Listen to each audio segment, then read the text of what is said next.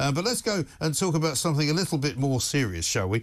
Because the front page of The Guardian, believe it or not today, has got the US warning Georgia not to side with Russia against the West. This is because there's been clampdowns on some very, very large public protests in Georgia, in Tbilisi, to be precise. It's been going on now for more than a week, I would say. And we're going to speak next to George Melashvili. I should say it carefully. Melashvili, the chairman of the Europe-Georgia Institute. George, a very good morning to you. Welcome to the Morning Glory.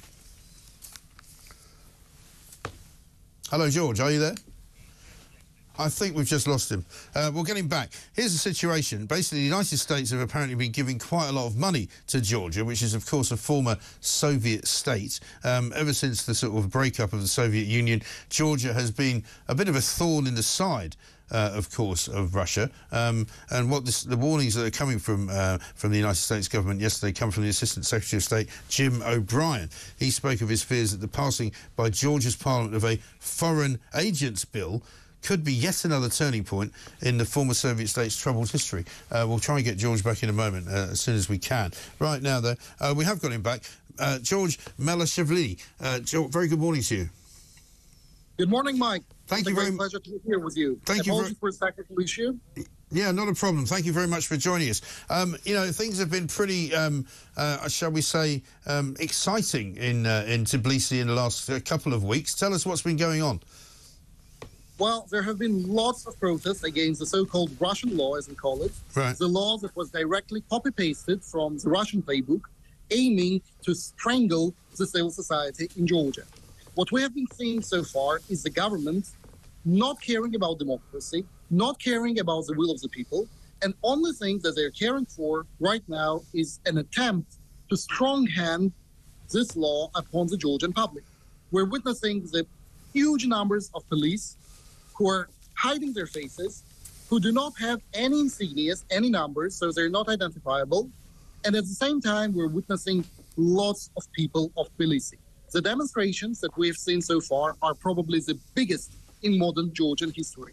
Both embankments of the Kura River, which is the biggest river in the Caucasus, have been filled with people who were coming to the Europe Square, where a very symbolic, large protest took place a few days ago. The Parliament of Georgia has been made very, very clear by the Georgian public and by our friends and allies in the United States, in the UK, and everywhere from European countries, that this law goes against the national interests of Georgia. It is an attempt of Russian Federation and of the government of Georgia, which is unfortunately aligning itself closer to Russia, to make it much more against the will of the people and to align Georgia with Russian Federation.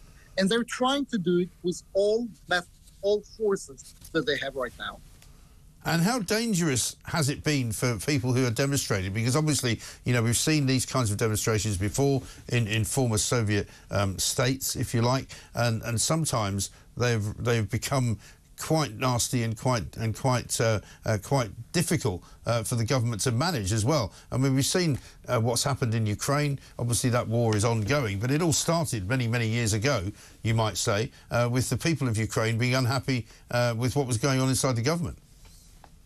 Well, I wouldn't say that the war in Ukraine started with the people of Ukraine being unhappy with the government. It started with Russian imperialism, Russian chauvinism, and Russia's attempts to subjugate all countries.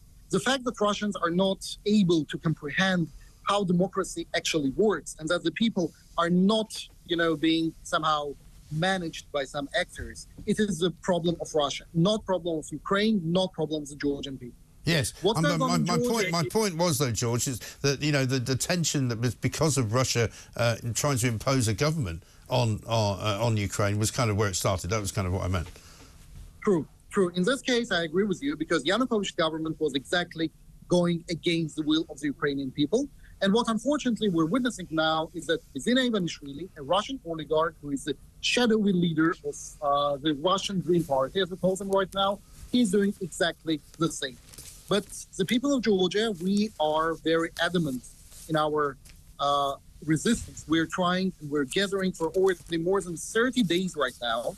We've had 3 hearings of this law, And all of these hearings were greeted by mass protests. The protests and the resistance movement is getting bigger and bigger from day to day.